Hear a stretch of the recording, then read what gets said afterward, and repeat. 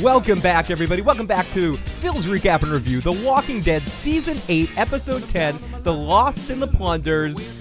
And this was an episode of The Walking Dead. There was some good stuff in here that I enjoyed. First on that list is the death of the trash people. You know, it was a pretty good episode, and I don't think anybody... Wait, I'm sorry, my music is a little loud. I don't think anybody could disagree with me right now, right? Right? Great episode. Bullshit! Anyways, welcome back. I'm really excited to be here to talk about this episode. Joe is not with me tonight, but he may call in, and we'll hopefully get Joe's thoughts midweek at some point. If not, we will talk to him next week. But all in all, I would say this is definitely an improvement from last week. Was it completely without Walking Dead bullshit? No. There's a whole big Oceanside section in this episode if you want to talk about Walking Dead bullshit and something I really just don't care about. But we'll get into that a little bit later. I just want to focus at the beginning on some of the things I did like in this episode. I like the conclusion of the trash people storyline. I like everything Simon in this episode. As usual, Stephen Auger, is that his name? I'm blanking on it. Trevor from Grand Theft Auto. Kills every opportunity he has on screen. And beyond any of the silliness happening or anything I don't care about or do care about, seeing him on my screen makes me smile. And I think just like Morgan in last episode, he was my shining point throughout this. And watching his way of just... the scene between him and Negan and the scene between him and Jadis, I thought were my two favorite scenes in the episode. Do I think this episode was great? I think it was one of the better ones of season 8, for good or for bad. That being said, there was still so much of it that was boring and that I didn't care about as much, and I don't necessarily like the choice of where they put every single character. And I don't like what they're doing to Aaron in the sense of I think the actor does a really good job, but they put him in the most boring, useless storylines and they give him Enid as a scene partner. There was a lot of horse shit going on in this episode, but it wasn't as boring as last week. And in an episode that I screamed for afterwards and even made a separate fucking video about the episode, it was a little bit of an exciting improvement. We got a lot of zombie action for current Walking Dead in this episode. A lot of fun little quick scenes interacting with the walkers were actually maybe not a threat, but were a factor. So I thought that was kind of a little bit better in the right direction. As people like, Joe's not here, you're going to be all high and oh yeah, I am going to be all high. You're going to be all positive. I'm not super positive and I'm not super negative. I am that this was better than last week. That's all I know right now. And I do think this was one of the better episodes of this half season. It doesn't really change my overall feeling of The Walking Dead, but it had me at least paying attention a little bit more to my screen. So I'm not alone, though. I might be alone sitting here in my room, fucking around, touching myself under the table. No, here are my hands. But I do have with me the live motherfucking chat. The live motherfucking chat. We got Cammy, we got Hannibal, we've got Jasmine, we've got Felicia, we've got Milt, we've got Kay Rich, we've got Richie. Phil, you want Jadis I want a Jadis trash cheeseburger. I was going with meatloaf later, but cheeseburger works too. Simon is my new favorite. Saver says Milt. Cammy says, oh, hell yeah. Felicia, hi, everyone. Jasmine says, when Rick said, I just want her gone, exactly what he said about Sadiq, how you ever spell his name. And I do think Rick also was speaking for people. We got Dominic in the live chat. What do you think is going to happen with Jadis after Simon killed all the scavengers? Do you think she's going to become a real badass now because she's got nothing else to do now? I hope we never see her again, but I do think she's going to be Chekhov's Jadis. She's going to come in at the right opportunity and take down Simon in a moment of power that he has at some point, I think is what's going to happen with that. Will Jadis go after Rick or Simon? Simon. Absolutely Simon. I think she gets that she fucked it up with Rick. I think the looks that I got from Maud Lebowski's trash person face over there is that she definitely, the room got tied together with that rug. The dude's rug got pissed on. But no, I do think she is going to be going after more Simon. I think she holds him more responsible for anything. And I think it's interesting also that Simon specified that it was him, not Negan, that kind of did that situation. Richie, did you catch Simon said that Maggie got his people? I did catch that, and I do see Simon getting a lot more what Joe was calling for before. Someone that is pushing, someone that wants to challenge Negan if they sense even a little bit of loss of power. Sending love to you right back from Boston to Philadelphia, Dominic. Thank you so much for popping in the live motherfucking chat. Killmonger says they need a Soprano Breaking Bad writers to step in. I would love to see The Walking Dead do something like that, have guest writers in for a season, or do something with, since there seems to be a lot of love between the Walking Dead staff and the Breaking Bad staff with putting the crossovers with the blue meth in. It would be interesting if you could just give Vince and his team one episode to write. And yes, I've been through it over and over again. I am a dirty, disgusting fanboy for everything Vince Gilligan does. So, well, for the Breaking Bad universe and that particular writing crew team. I'm not the biggest X-Files fan, but which Vince Gilligan had a lot to do with the last couple of seasons of it. Anyways, Pink Slime. Rick should have read Carl's letter to Negan over the walkie-talkie. Carl. Maybe in a couple of weeks when we get the Walking David on. Not next week. Joe's back. The week after, we should have David on. David would be on. David would have been with us tonight, but he just moved out to California, and he's still transitioning through his move. So we don't want to. I'm not even sure if he has cable, can watch the episode or anything. But David will be with us in 2 weeks, and hopefully, maybe he can do that. Maybe he can simulate what it would be like for Rick to read Carl's letter to Negan over the walkie-talkie. Igor, great to see you. Quick to jump on in, say a hello. And yay, Joe isn't here, says Jasmine. DJ Better, thank you so much for the push to get rid of that weird thing on my face. Oh, and I got to take down the live motherfucking chat right now. No, I'm never going to take down the live motherfucking chat. You guys are fucking awesome. And let's switch over to here to our other view, to view number 2. Hannibal O'Neill has a quick PSA for you guys out there. Let's play Hannibal's PSA. I gotta get some PSA music kicking in here while Hannibal posts a message. Let's listen to Hannibal's message right now. Hey, this is Hannibal. I'm just gonna let you guys know that switch your chat from top chat to live chat. About a week and a half ago, YouTube put this thing in called Top Chat, which senses the chat.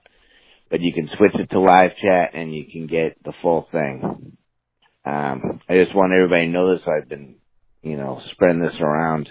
A lot of people don't know about it. But put it on live chat, then you can hear what everybody's saying. That's all I'm trying to say. All right. I want Hannibal to spread everywhere. Lots of love to Hannibal. The champ is here. We got great people in the live motherfucking chat. 1998 Champions is here. DJ Better, probably Joe isn't here because he would have gone off a whole bunch of nothing, messing with time. The characters doing stupid things like trying to put out fires. You're going to get into that in a second. And I do want to, just like in this past week, if anyone saw on the channel, I did a separate review from the regular podcast of what I didn't like in this past episode. What I want to try to do with Joe this week is give you a what did Joe hate? What did Joe like about the particular podcast, or what did Joe hate about the podcast? So hopefully we'll get to you guys that by like Wednesday or Thursday or something. It'll just be kind of like a quick 10-minute cast of Joe sharing his thoughts about this episode.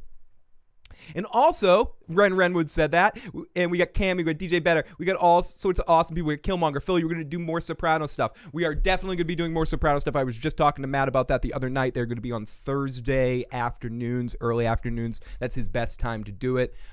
So maybe not this week, but maybe the week after Matt and I are going to do one. And we're going to get back to those live watches, and then once we get through the whole series, we're going to hopefully speed through that. Then I can do some separate stuff. Okay, so Cattigat, I agree with you 100%. I was saying that at the beginning. Simon was the best part of the episode. Stephen Ogg kills any opportunity that he has. This line alone was worth the price of admission for tonight. Just this. Bullshit! So let's continue here in the live for this episode. What up? So better action, some bad, but not invested in what's happening on screen. I think part of the problem too is this overabundance of cast members that they have and having to be in so many different places at so many different times. And I find myself not giving a crap as much as I should, because the characters that I've cared about most through the series, at times you have to wait a long time for them, and then when they do episodes where they have everybody in the episode, your main the character that you care about doesn't really get time. So this is where I think it's unfortunate The Walking Dead is in a damned if they do, damned if they don't sort of situation, just from a character standpoint, where they're never going to satisfy everybody, but still, I see why Maggie wants off the show. Spoiler alert. Spoiler alert. Lauren Cohen basically signed on to do another show, and I can almost see why. We're 3 episodes here. Maggie's one of my favorite characters. We still haven't seen her. They show her in the preview for next week, but no Maggie, whatever. I like the Negan and Simon stuff a lot. Fuck more trash folk, but at least we got them killed. The stop at Oceanside, no one noticed. I mean, ultimately this episode was about the conclusion of or at least a progression in the trash people storyline. And then through this episode, we get into the name thing, where we get into the episode. I don't know how I feel about this. This is where I need Joe to just be like divisively say, Phil, it fucking sucked. Because I don't mind them trying things like this, and I think it almost half worked, but this goes against what I was saying last week, where they're throwing shit at a wall here with these why did they have to do it that way? I don't mind that stuff. It reminded me a little of like Pulp Fiction, American Strays kind of stuff. Whether it worked or didn't work by going around, because I like the editing of the episode. This is what I'm going to say.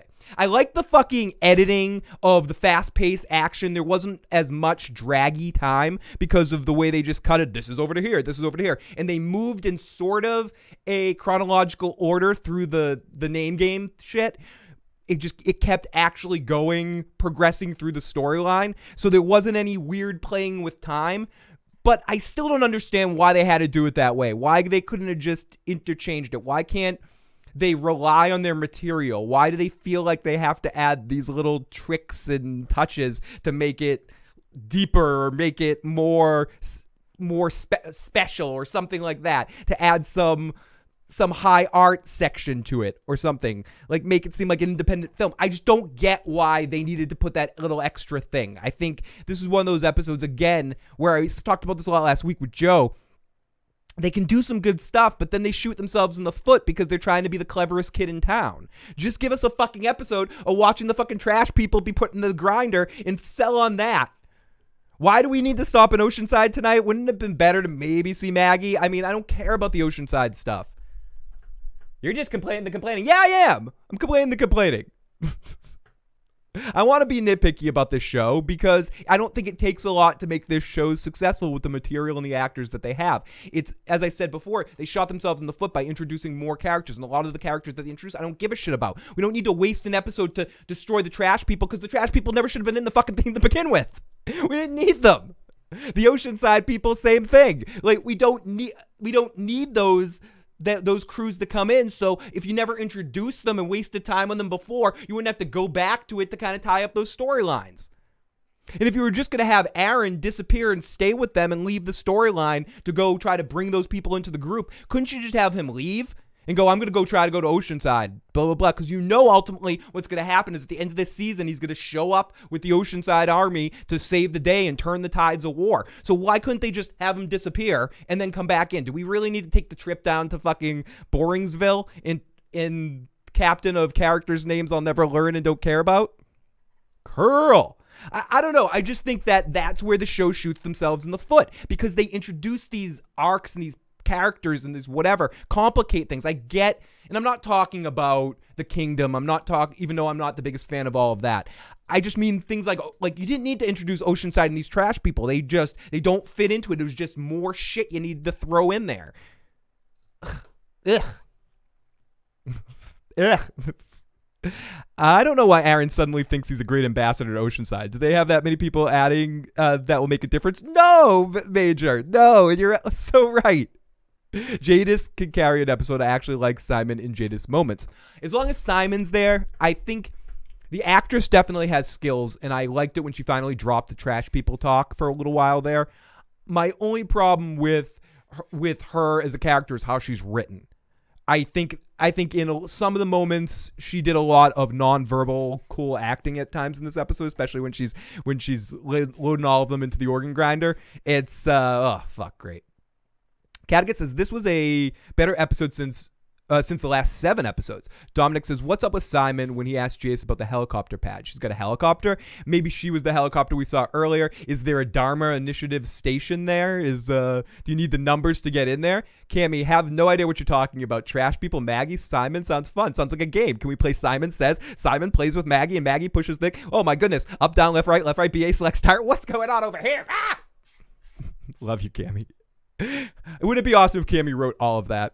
Simon mentioned something about solar platforms and shit like that. The dialogues of the trash people is always shit. I was gonna just add shit. I hear you scratching at my door, kitty. Let me play a song so I can go over there. This break is brought to you by my kitty.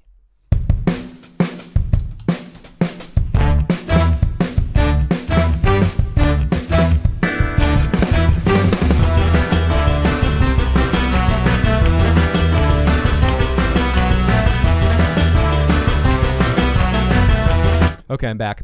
So, PSA, switch from carrot to... Yeah, and by the way, as Hannibal says, if you're in the live motherfucking chat right now and you want to see all the chat, switch from live chat to top chat. For some reason, it defaults on top chat, so don't get stuck in that motherfucking thing.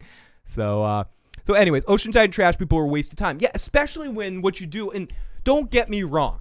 Don't get me fucking wrong. I loved... watching those fucking trash people get rolled into that organ grinder. I thought that was one of the best visual effect things that the show's done in a long time. Just from a standpoint, I was like, whoa, fucking gross. And then the meatloaf, the meat splatty out there. It was well done and gave me what I want to get out of The Walking Dead. That was a good sort of, oh yeah, it's fucking great. Oh yeah, sort of moment. So I appreciate that. That being said, we didn't need the fucking trash people. You could have used that sort of set piece with Rick going crazy on some saviors, or some saviors going mad, or Simon losing his mind and killing Father Gabriel, or some of the people in Maggie's group, or some of the Hilltop people, or some people that would actually matter to the narrative of the storyline. Unlike the fucking boring ass ocean people and the ridiculous, how the fuck did this happen, trash people dialogue. Fuck. Jadis, take me with me. Rick, leave, bitch, leave. So who wants some garbage pail kids? See, that's how you fill it up. You get some garbage pail. That's what.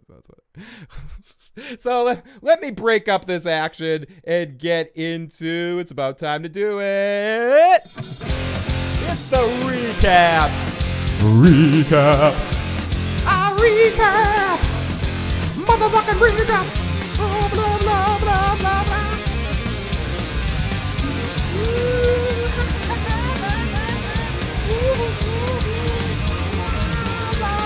Fucking chat.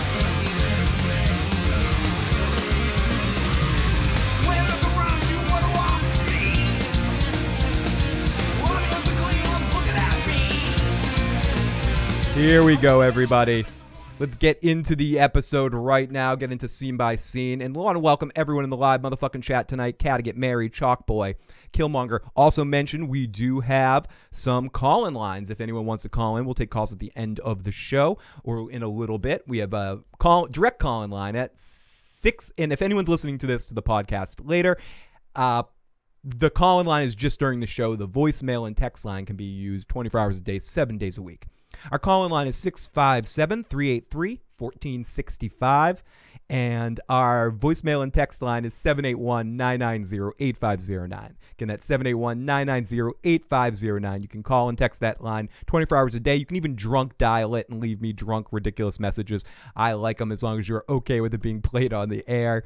And anyone that's listening to our podcast, thank you so much for subscribing to the AudioCast. We have a new podcasting host, so if anyone hasn't subscribed to our AudioCast, you can find us now on Podbean. Just search Phil the Issues Guy Podbean. We should pop up. Otherwise, I will pop the link to that in the description of this video eventually, or get the link for next week. But you guys can find us there to subscribe to the AudioCast. They're just audio versions of this podcast, and also some bonus stuff that we throw up there just for the audio folks. So if anyone's interested in that stuff, you can definitely check that out. And yeah, so that's our new home for our AudioCast. So let's continue here and get into this episode, and I need to get back to my sandwich, so let me get back to technical difficulties. So we open up on the world of the word Michonne, which introduces the device that's going to carry through the episode.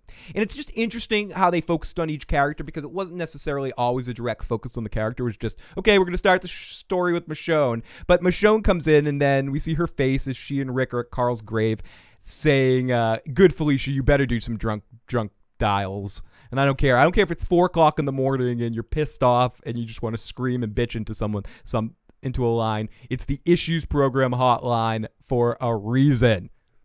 Excuse me. Thank you, Killmonger. You're fucking amazing. Thank you for all the support that you have given us for so long. So let me put that crap down right there and scroll over to push over here. Push this button here. So we open on the word Michonne, and there's her face as we see Rick and her at Carl's grave, and Rick is saying goodbye, and Michonne is killing some walkers that should be called Rick, and then he thinks and feels, oh yeah, I said this should be called Rick, because Michonne, almost immediately when they flash the words Michonne, they show her face, they pan out, they have her go off and kill some walkers, and then they focus in on Rick. So it was just interesting. It should have just been Rick and Michonne, and then if you're gonna do this is what I mean. Sloppy. If you're gonna do this, have it be what it actually is. Rick and Michonne, and then have Rick and Michonne get sandwich the episode. Hey now. So then he feels, he grabs his gun and he takes it off. Rick says goodbye. Michonne kills some walkers, and he takes his gun and he heads off. Over to Michonne, and she looks desperate, like she's an excellent actress without saying anything, and she showed it in this scene. She says everything she needs to say just from her body language in this moment. And what I actually it should have been Michonne is doing something stupid. Dominic says, do you think Lauren Cohen Maggie is the next to go because she's only here to sign a contract? I think Maggie's going to die this season, absolutely, because of the contract issue. You can kind of see them phasing her out, and you can see the writing on the wall. I mentioned this a little bit at the beginning, but I could absolutely understand why she's probably be like, I want off this fucking show right now. They don't give a fuck about my character. I did like how Morgan was sad overhearing that that Jeffrey D. Morgan, that Negan was sad. Those zooms made yet again sigh, another comeback. Yep, the zooms, absolutely, overabundance of zooms. I didn't mind it so much in this scene with Michonne, to be honest with you. I did make note of it, as I said, really close up. We get stuck on a super close up of Michonne. It bothered me more in the Enid scene, simply because Denai's so much better of an actress. I think I pronounced her name right. So she can pull it off a little bit. You need to be really good to be able to have like a camera that close to your face and make it not seem ridiculous or funny, or just see every failure of your acting ability. So I give her credit. Michonne looked really cool in this episode, and I like that they're giving her more, and they're showing her have more, killing things more, I guess would be the best way of saying it. And people that watch this be like, you're just bloodthirsty. In a certain sense, with The Walking Dead, that's the thing I enjoy the most about it, when it's full-on action. Someone said it in the chat before the show came up. I saw it as I was setting things up. When it's on the road, when there's action, there's pushing towards something. For me, season 1, yes, and the lead up, but the pinnacle, the peak point would probably be around the Terminus episode, and that whole leading into Terminus, how that all concluded itself. I just love how that felt, the pressure that felt while you were going through it. Hey, I would happy to take Maggie's place on the show. I wish HBO picked this up. It would have been a hell of a lot better. Cammy says, I remember Phil doing a live stream saying Maggie needs to die. That was like 6 episodes ago. She does. Give her a break. Get her out of there. Oh, my fuck. Travis, great to see you. Great to see you. DJ should take Maggie's place in the show. Get her on there. I would vote to that. Can we do that? Can we get all the motherfucking chat and friends of Phil together to get DJ better on the show? And that Cattigan says, I can't help but think of all the Mexican telenovela when they do those ridiculous zooms. I hate them. Darling, I love you. I will always love you. Okay, so they go over to Michonne. She looks desperate as fuck as she looks around. Nice visual with some great violin music. I mentioned how much I hated the music in a lot of last week's episode, and a lot of times it dies it down. I gotta say, this episode, the music was top notch. It really added to the feel of the action that they were doing at the beginning scene. It really emoted what the characters were trying to emote. I'm a little bit of a music fucking not snob, but I'm a little overconscious about how soundtrack and music affects a scene. So, and then I think The Walking Dead, a lot of sometimes what makes it boring is just the music that they choose to put in the background. I do this before, but I can be talking like this over and over again, and I'm really excited. I'm really excited to be talking about what I'm talking about. Oh my god, it gets closer to the gate, and it's stuck in some walkers, and the face gets ripped off, and it looks really cool, and she stabs the fuck out of it, and then she stabs the fuck out of a few more, and it looks pretty intense as she looks at them with disgust, and there's another really ridiculous close-up on her face. Oh, we can see up her nose, and she's got a boogie that she needs to wipe, and she's taking the katana, and she's wiping it on the nose. She's wiping that katana. Oh yeah, she's got a bowl, and she's cooking up dinner, man. She's cooking it in the bowl with the, and then she did. I don't know if that was as sad as I wanted it to sound, but you get the point. Dalton Johnson says, music? Seriously? You fucking asshole. You're going to sit here and talk to me about music? Hey. It's something that's important to me, being someone that's played music my whole life, and it's something I focus on. And I think The Walking Dead, sometimes the slow music to some of these scenes, this like desperate doot doot doot doot, adds to the fact that the dialogue takes pauses to create these emotional moments. But thank you, Dalton, for calling me out of that. Dude, seriously? Shut the fuck up about the fucking song and talk about this shit. Talk about what fucking happens in the episode. I want to hear about the fucking music. But I do like the music. So she goes up to the gate, walks her stuck. Okay, so we go over to Rick on the walkie, grabs it. Michonne comes over, and they get ready to talk to lead up to what's about to happen. But they don't really talk. It's just a huge tension build up. And they didn't have to talk. And to say what was going on. I gotta take this motherfucker down. And I thought that was a really good moment too as well, acting between the two of them. And I think both them, Andrew Lincoln and Denai, they do great jobs at acting without saying shit. In fact, I think the whole beginning half of this episode, this whole the bumper, the lead in, the friggin', whatever you want to call it, of this episode that they do before the credits, all of that was good because there was no dialogue. The Walking Dead gets extra shitty with dialogue in it. K-Rich says, just finished the episode. Not bad this week. Great hamburger scene. Not sure why Jadis went barefoot hippie. She went all die hard one on people. Still not sure I care anymore. Spin of the wheel for K-Rich. Thank you, K-Rich, you motherfucker. Let's see what K-Rich gets. K-Rich gets... What did that land on? That landed on, I have to wear a silly hat. That seems lame. I'm gonna do another spin. I'll still wear your silly hat, K-Rich. I'll still do it. But I feel like you're owed another one for that one. There we go.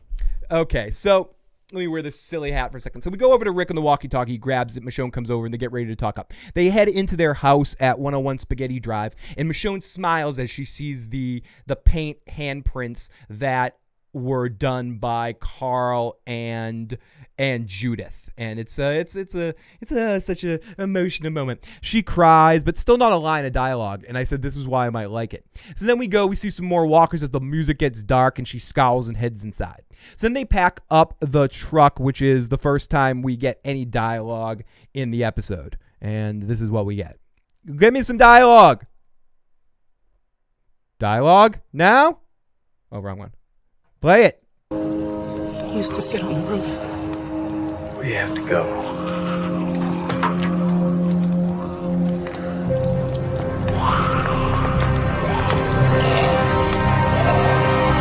So they need to get the fuck out of Dodge City. Yeah, I'm gonna drink. Drink, motherfucker.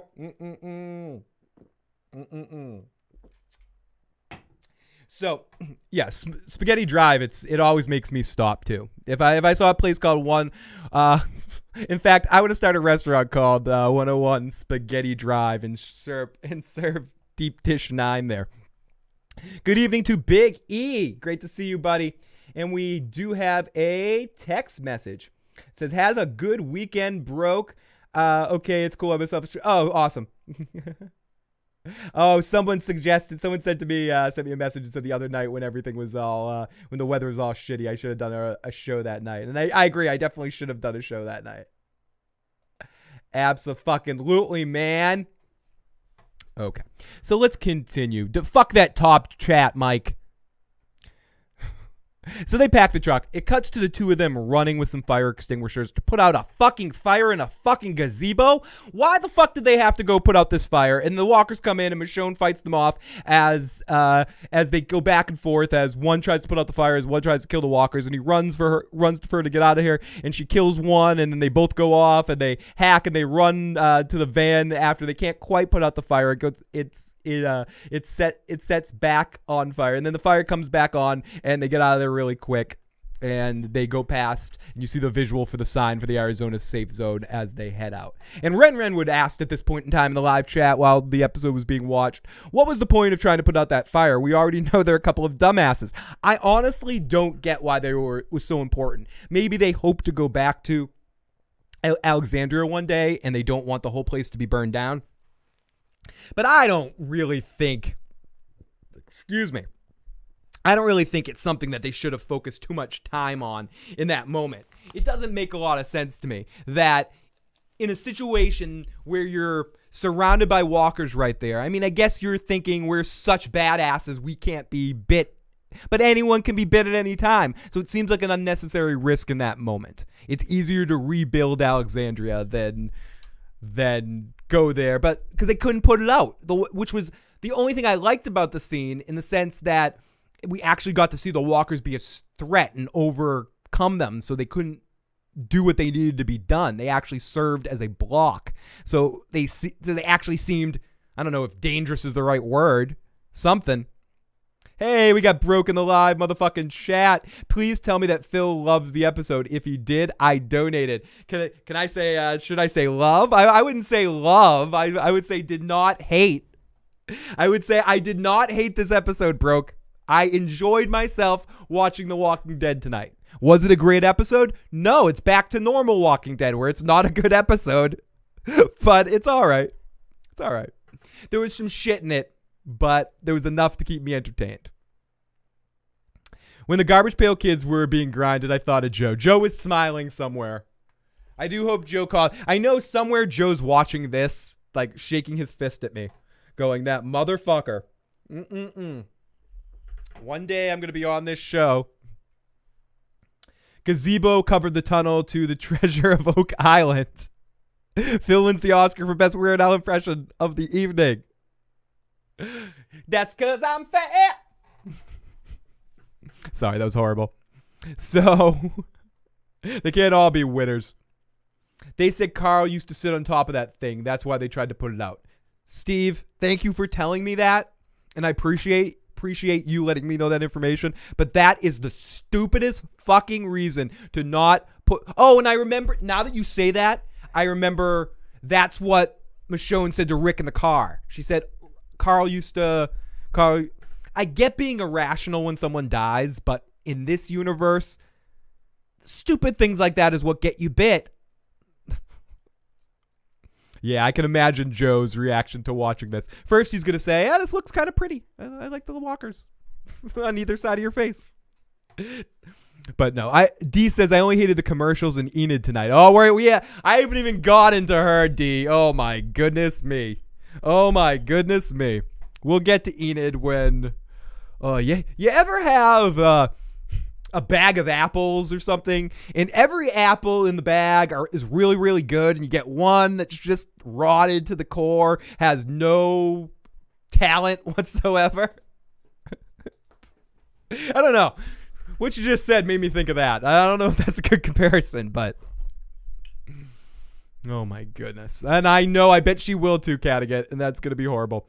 Horror Claus says, Joe was probably jerking off when the trash people died. Oh, horror. Come on. Probably? Come on. I think we all know the answer to that. Isn't probably, guys. I think we all know what Joe's doing. We all know Joe. Oh, no, he's here. Oh, fuck. Oh, fuck. It's time. Oh, no. He's like, Phil, don't. Stop it. Don't make me start to talk. If you're watching, Joe, please call in. Tom says a shitload of unflattering camera angles tonight for Enid. Oh yeah, we're gonna get into that. I think we all rejoiced when the Garbage Pail Kids died a little bit. Where's Katie Grow? Did her autistic brother Joe Dirtylocks scare her off? No, Katie's very, very busy these days, so she can only really commit to a couple shows, and she will be back with us during Game of Thrones season. I know that seems a while off, but she'll hopefully be with us as well during some Better Call Saul stuff too. Walking Dead and Vikings and a couple of other things we do. Just she doesn't quite have the time to warg into her bird form and come join us, but you guys will see Katie again very soon, especially once Better Call Saul starts, and then for the last six episodes of Game of Thrones. So let's continue. Rick is the toilet on the fire, whereas Carl took a shit. Enid greater than Tara, says Milt. That's tough. As a character, maybe. As an actress, no. I'll go that far. I'll say I agree with you. I think the character of Enid in concept, the JSS, little badass there, like, I like it. Whereas Tara is like, Tara can go die. I kind of wish so many other characters, I wish she died before so many other characters. So I hear you there, but I think Alana Masterson is a better actress than Enid is. So let's continue here. Which one, Hannibal? Which one, motherfucker? Let's see. And the real question, Susanna. We'll get with that. We'll talk about that pretty soon. We'll talk about that in a minute. So let's. I feel like some background music to this part. Let's listen to a little bit of this shit, motherfucker.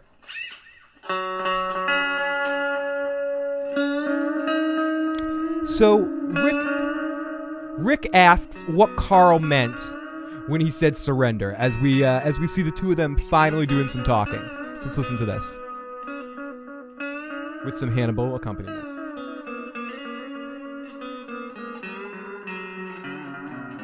Fighting the saviors, just surrender to Negan.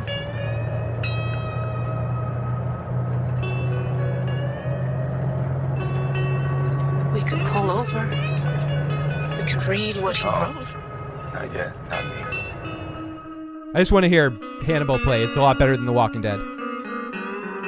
Oh yeah. Yeah.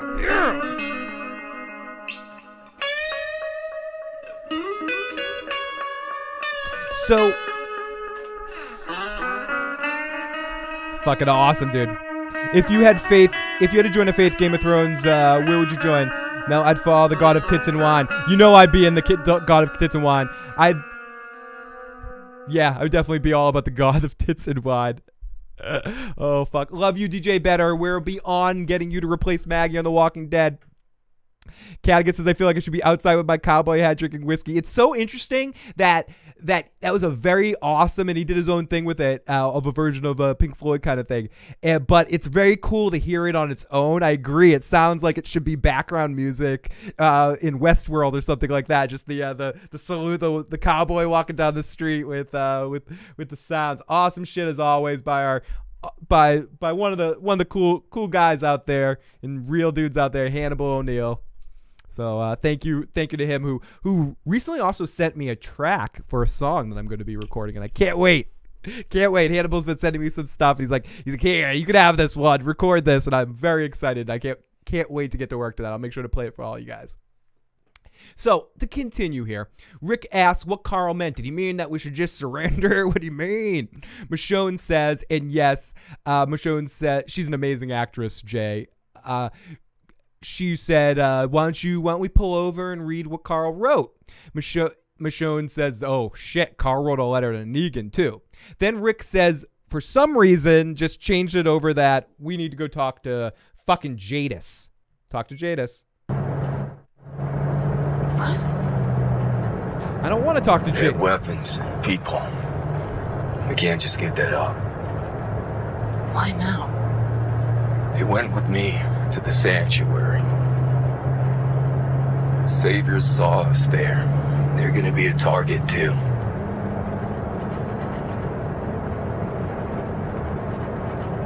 So? You still need them. No, you don't. They're ours, not theirs. Stop. Rick, stop turning this into a game of kindergarten where it's mine versus yours. You don't need these fucking trash folk. You don't let this... If you're just ultimately going to be okay, it's the weapons you want, or is it just a power play that you want to get to them before Negan gets to them? I don't know what exactly it is, but it fucking sucks. So, I don't need the trash people. Go eat a dick. Don't need a fucking trash people. I bet The Walking Dead, Phoenix. I definitely bet The Walking Dead. So... we go over to Rick and Michonne heading into trash heaven, and Rick opens it up and the guns, and almost immediately they get trapped in a trash booby trap. They step in some paint. We hear the sounds of walkers as they're trapped in a walker pit. And it's a fun angle on Michonne as they're about to be dead. Sure. They're totally going to be dead, right? Whatever. So then we go over to the big guy in the house, Negan. And, okay, we get Negan back. Fucking A, man. It sucks because I know some people out there feel Negan. Jeffrey D. Morgan really feels Negan, and he really is trying. And I don't like what seeped in this episode. I think they're already starting to seep in through what Carl was saying and this, we're all people, we can't kill, can we just stop? Can you guys be friends? Can you guys just be friends? They're already setting up how what this is. Beep, beep, beep, beep, beep, beep, beep, spoil speculation mode, beep, beep, beep, beep, timestamp, so if anyone steals that, no, not steals this, they're gonna kill Rick and make Negan the star of this show. Watch. It's gonna fucking happen. It's gonna be fucking horrible. They're already trying to make you feel like Negan could be an alright guy with the, I'm just trying to save people, dudes. I'm just trying to save people. We know whatever kind of person. They're setting you up with Carl doesn't want him dead. Can you guys just get along? He really loved Carl, lecturing Rick in that situation, being somewhat the calm one and or whatever. I think the show is trying to make us feel soft on the Negan dying at the end of all of this shit. So that at the end of all this crap, when Negan is somehow in our group, and then another year after that, Rick dies and Jeffrey D. Morgan becomes the fucking star of this show, and all fucking hell in a handbasket happens. And watch, it's gonna fucking happen. And... everyone, it started today. It started today with another reconditioning of Negan, him being a little softer, a little less comedic, even though he has some great one-liners. His tone was a little different in this episode. They're shifting it already to be like Negan's the guy you're gonna like. They're gonna do it. It's gonna suck. It's happening. Fuck it. I haven't read the comics, Tom, so you just spoiled something for me. I haven't read past episode from issue 100. I have no fucking clue what happens. So I'm not spoiling anything. So if anyone feels like this spoils shit, sorry, I have not read past issue 100 in the Walking Dead comics. So, fuck. So Tom, this is just a stone dude ranting. I mean, a sandwich-eating person ranting. The writers are so bad. Almost Last Jedi bad. They're going to make Simon the villain, and when Negan kills him, we're supposed to fucking like him. I could see that happening too, Steve. Fuck. So yes, Tom, I understand. And I also, Joe and I were talking about this last week. They're so different universes now. It doesn't even matter. If something happens in the comic universe, Carl is another great example of it. Or everything that happens with Michonne, or like the comic in the... it doesn't even inform the show anymore. They're two completely different things. It hasn't been even close to the same since like Alexandria kind of stuff. So yeah. Bump. So, okay, so then we get into Negan. We get into our reintroduction of Negan. Let's listen to this asshole. Hey, asshole. Talk. Talk, asshole. Are out there somewhere, so let's get balls deep in every nook and cranny they might hole up in. Nooks, crannies, and holes, people. All that shit outside the box. So we get Negan back in the episode, and I don't know, I'm getting a little bit of TV Stockholm Syndrome with Jeffrey D. Morgan's Negan, because so much of what's going on in The Walking Dead I find boring. When he comes on screen, I'm not as horrified as some people are. I know Stephanie, who I watch the episodes with, the minute he steps on screen kind of goes, ugh. I can hear her audibly sigh. I'm kind of used to him to a certain extent. I don't love it. I haven't loved it, but I'm dealing with it now. No Walking Dead spoilers? Come on, dude. It says Cammy. Can we get a good Star Trek show again, for the love of God of tits and wine? I'll get into that at the end of the show. There's some shows you could try. There's some shows you could try. Make us love him. What's not to love about Negan? If Rick dies, that's the end of The Walking Dead. I tend to agree. Tom says, it's okay to talk about how Carl was supposed to get tits, but how picking up chicks in prison, Negan, probably what I most miss about seeing on TV. The crazy if they think they're going to get past Rick. I agree. I just think the show dies if they kill Rick too. I just don't see Andrew Lincoln wanting to stick around forever with this shit. And I see the show getting too smart for themselves to be like, oh, let's kill Rick. That could work. I don't know. I'm probably 100% wrong. And it's more, but I do see them sort of trying to institute some things about showing Simon to be a worse off the hook person than Negan. Negan really cares about saving people. He cares about Carl. That Carl doesn't want Rick to kill Negan, so at the last minute he might not kill him. I don't know. A whole bunch of shit. Oh, fucking yes. No, Phil. JDM is a movie star. He won't get roped into a show for extended period of time. Hope you're right. So here we go. So Negan, we get the Negan text and the speech over the walkie-talkie as we see Simon getting into Negan. Then they're talking a little bit. Let's listen to a little bit more of them talking, because I enjoyed this scene a lot. This whole section right here was one of my highlight points of the episode. I think Stephen Ogg and Jeffrey D. Morgan work pretty well together, and I like Joe would say, what fucking new did you see? What fucking new did you see, asshole? You know, like, what'd you see about Negan? What new shade of Negan? What new fucking bullshit did you get to see tonight? What fucking shit did you see, asshole? What fucking shit? It's the same fucking crap over and over again. I understand, but what I like to see is we haven't seen too many times Negan's people talking back to him and seeing how Negan reacts with seeing any opposition or how he's dealing with failure for the first time. So I enjoyed seeing Stephen Ogg try to out Negan. Selves an escape plan. Rick's little one-eyed pride and joy played me. Damn. What's up, analysis? That kid is built for this shit. Let me go out. Close this thing. Well, Rot's got it for now. How'd the Hilltop go? As requested. Good job. With an extra attaboy on top, given I know you didn't want to play it that way.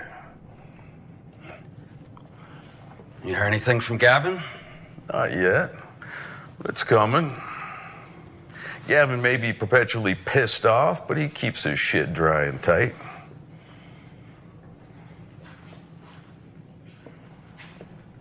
Okay, so let's listen to a little bit more of this scene while I get something over here. Play, damn you! Where do you want me? I want you everywhere. Touch me. I want you in places that you have no control over.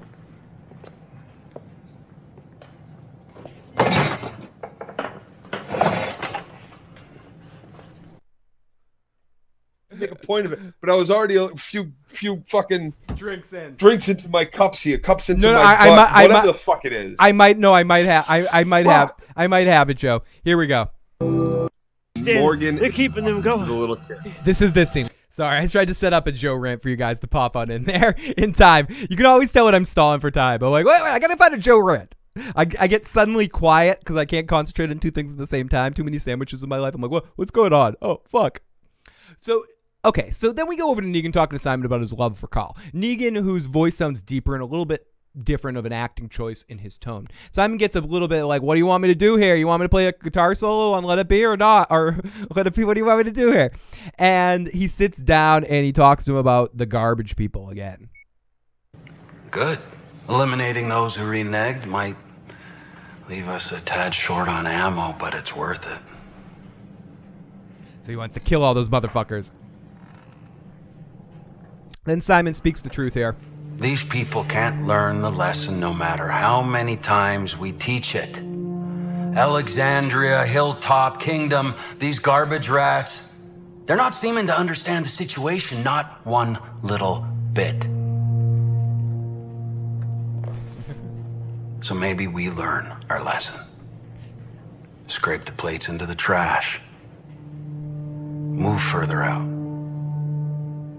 Find other communities to save.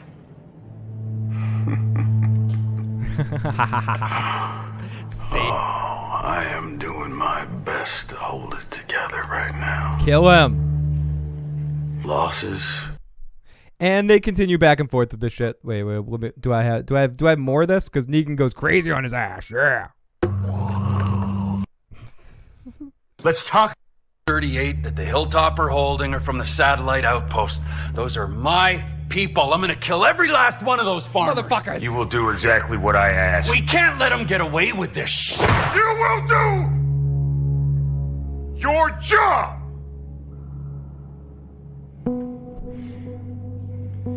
So, I mean, I know this stuff isn't perfect, but it's at least entertaining and engaging that I'm intensified in the moment because you have two people that are engaged in the scene. Stephen Ogg is fucking over the top and crazy and just in his face, and he pushes Jeffrey D. Morgan in the scene to make it entertaining. I didn't care about the stakes necessarily, but I like seeing these two characters interact.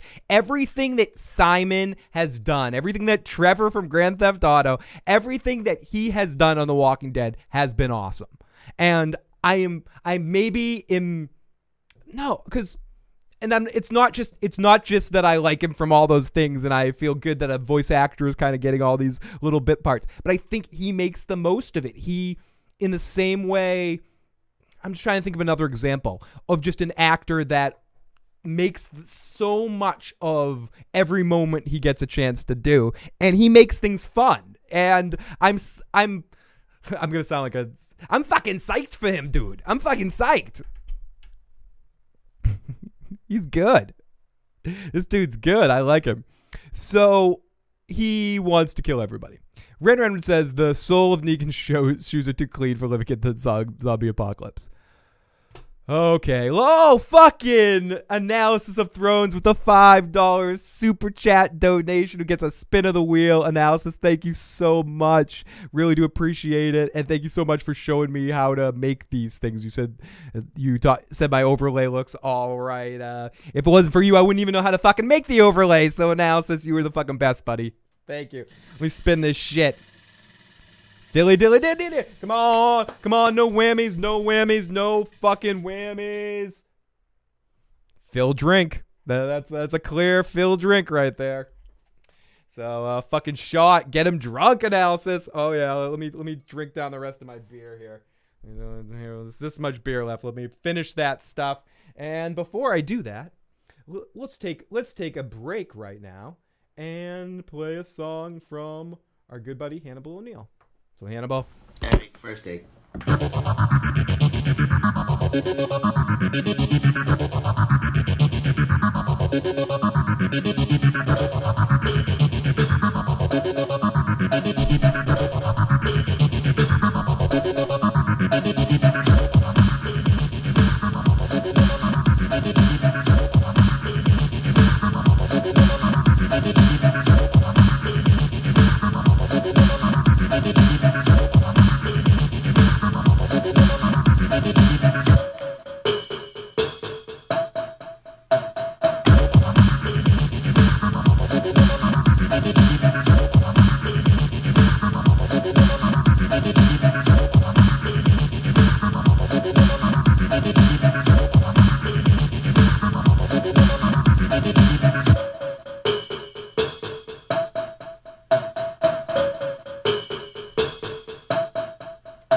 Here we go. So then we get into awesome fucking stuff as always from Hannibal.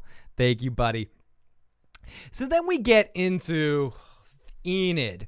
Yay! You know what I've been really waiting for, to see Enid's name big on the screen, to have a whole section of an episode about her. The word Enid just fills me with such hope that this section of the episode is going to be awesome. It even makes my throat close up with excitement. Really awesome stuff from Hannibal.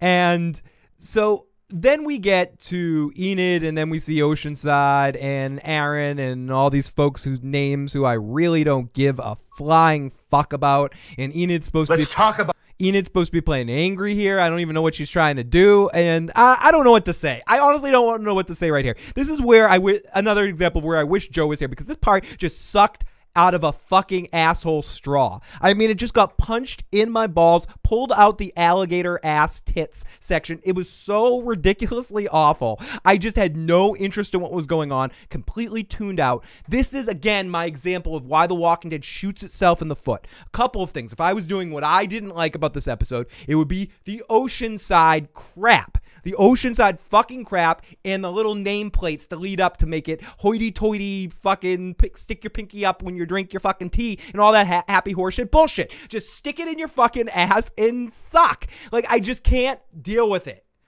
It just doesn't make... Sorry, that was my best attempt at a Joe rant. So, sorry, guys. I'm not quite Joe. But this does fill me with a lot of... I wouldn't even say rage. It just fills me with... Ugh.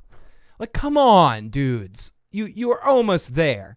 Almost there. And if you wanted to have these guys in this episode, you really just need to have them go to Oceanside. Enid's one of those characters, don't you think, on the list of characters where we think that they might be important to show them at this point that we haven't seen this season, Enid is not on, needs to be in the second episode of the half a season. Don't you think maybe Maggie is? Again, maybe I'm just a Maggie fanboy, and I just think her character is interesting and showed a little bit of growth in the final couple of episodes of the season, because she actually had some shit to do and she seemed like herself again. But just to fucking completely leave that alone because we need to have a moment with Enid. And then you have Aaron, who is actually a really, really good actor. Fuck, dude, that dude can act. That you can just tell. He's another one in a different way that when he has his moments, he emotionally will find an emotional moment in so much. I would love to see him in a different role. I feel bad for him. I mean, you got cast in The Walking Dead. They haven't given him shit to do yet, but he is a really awesome actor. But Enid is just horrible, and they stick it. Basically, it seems like they said, "Oh, who's our best actor and who's our worst actor besides, the main stars?" And so, who can we put with Enid? Let's do Aaron. Yeah, he's good enough. I just really like him. He's awesome. And the last shot of Aaron was him crouching down like he was going to take a shit. And I believed that shit, Tom. That was like a Marlon Brando level shit there. That was the Meisner technique right there. He was really feeling it.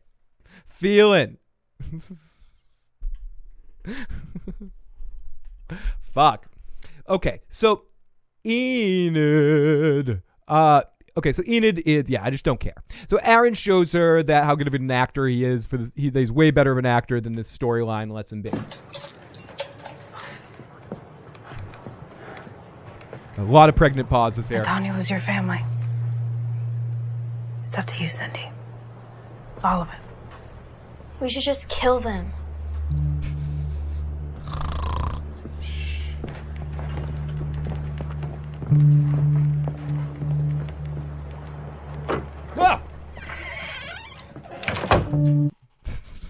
It's just, I don't care. So Aaron says JSS, and Enid shows with a huge close-up. They were not doing her any favors with that close-up.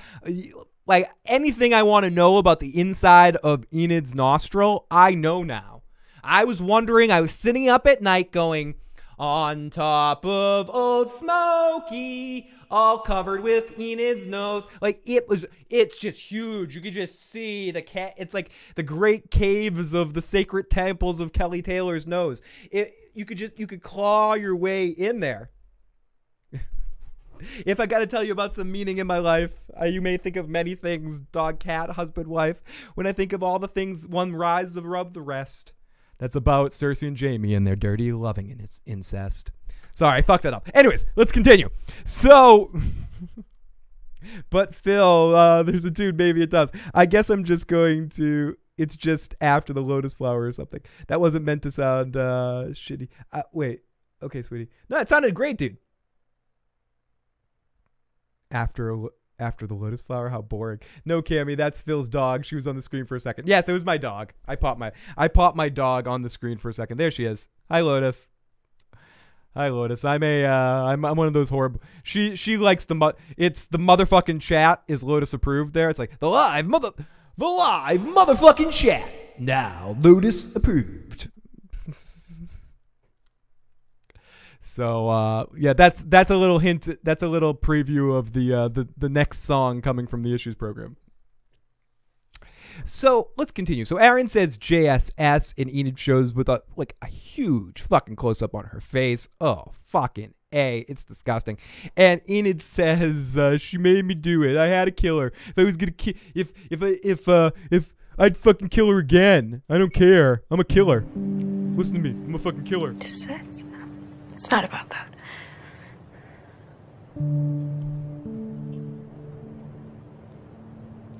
She made it so I had to do it. You had no choice. She made me kill her. It was either him or you. I'd do it again. I'd have to.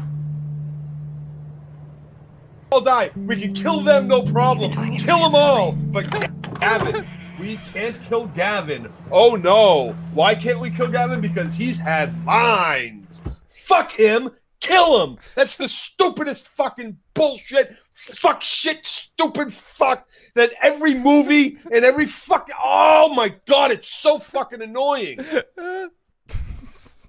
I meant to just have that play the end part, but I can't not play it all. So there's a little bit of what I thought about that. Okay, so at least I got that in there, and I got Joe to say that better than I ever could. So here we go. We go over to they're going to be taken to the beach and they're going to die, but no, they're not going to die. No one thinks they're going to die. No one in their fucking mind thinks they're going to die. I agree, JSA. It was definitely one of the better episodes of this season. Whatever that say, good or bad, is whatever, but it is definitely, I agree with you. And then we get all of this shit. You own it. Cindy, you better have a good reason for killing us other than thinking it'll make you feel better. Because it won't. Let's just get it over with. Why would you kill us? To punish us? I mean, don't you get it? Killing is the punishment. You execute us, then maybe some of ours will come looking for us. And maybe you'll take them out. But eventually, enough of them will come back and they will wipe you out. Your grandmother got herself killed, so don't make the same mistake. Just let us go, and we'll keep fighting them, and you can keep hiding.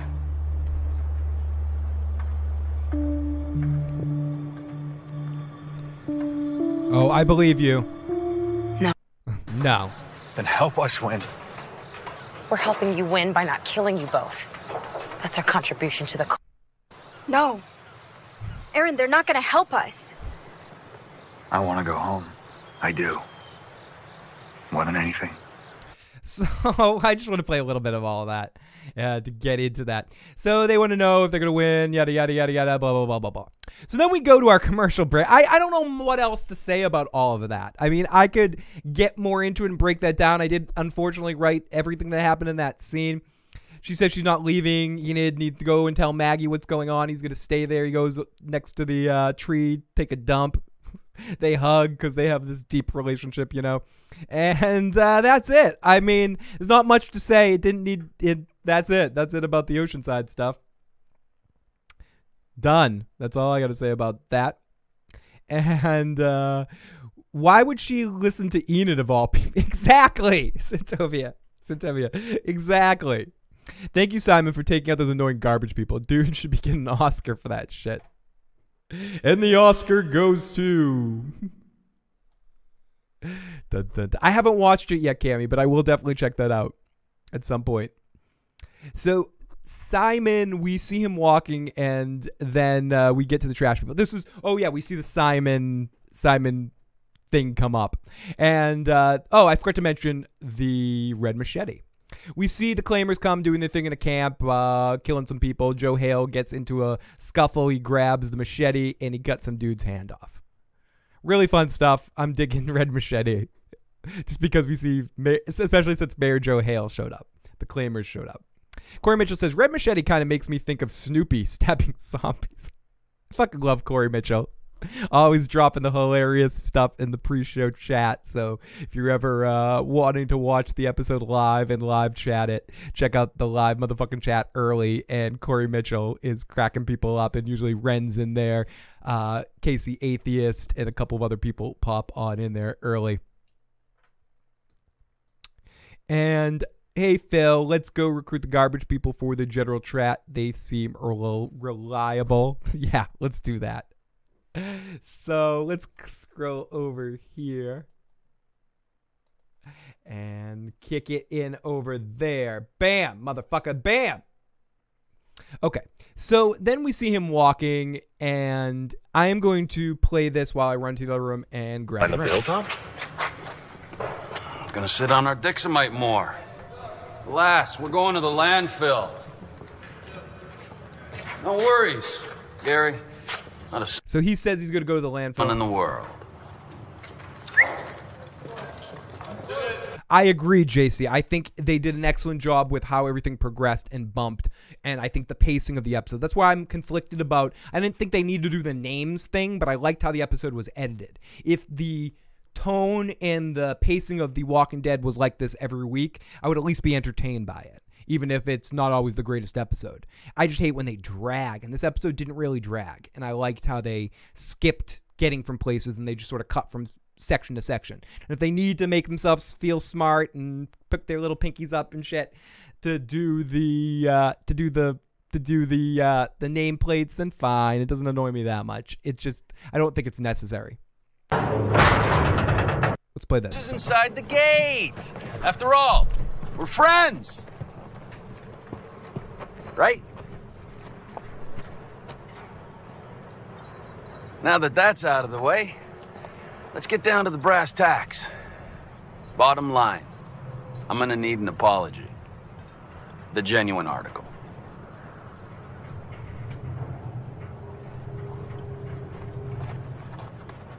Now I know you had your little side deal with Rick. You came to our home pretty much arm in arm. This despite the pre-existing arrangement with us. Now you know we saw you because we tried to kill you. So, you've had plenty of time to prepare something. So this ultimately leads, and I'm going to play all of this, but this ultimately leads into the best of the best section of the episode, all in all.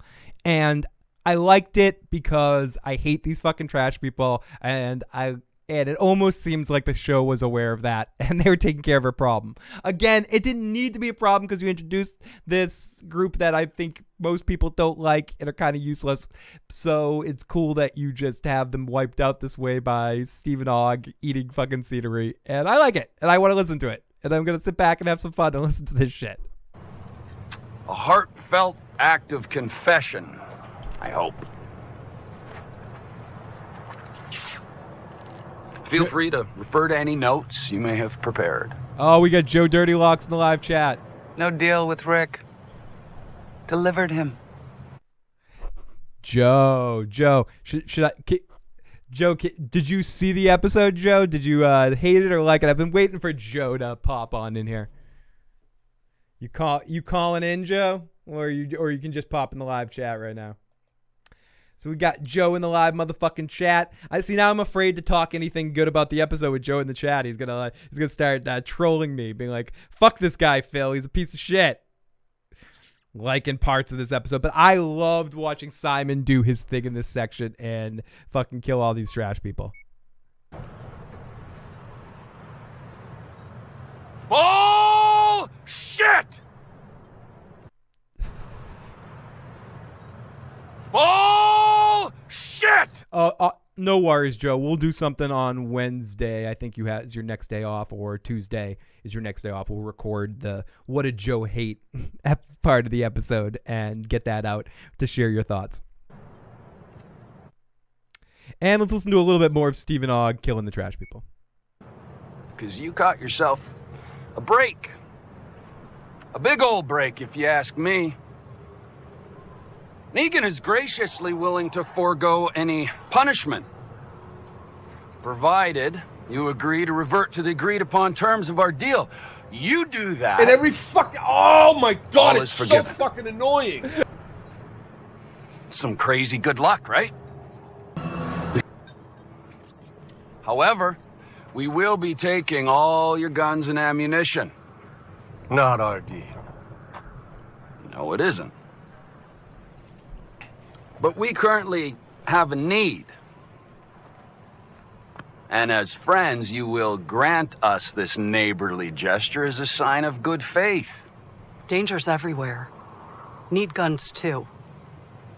Not when you Shut got up. us. Shut up. And if and when the time comes Stop for your you to have stupid- guns, the Saviors Stop will your provide stupid them for you. talking. And that's what Simon is doing for us here, everybody. Simon is acting for all of us in this moment. He wants these trash people to shut the fuck up in this universe. These fictional, annoying characters that need to fucking die because they're useless. Again, I repeat for anyone who gets their snuff all up in their uppagus. These are fucking fictional, useless characters that need to die. And Trevor's the guy to do it. And Trevor is the motherfucker to stop this. And thank you, Trevor, for doing this for all of us. You learned before or after? Don't learn. This is me. I'm Maud Lebowski. It's art.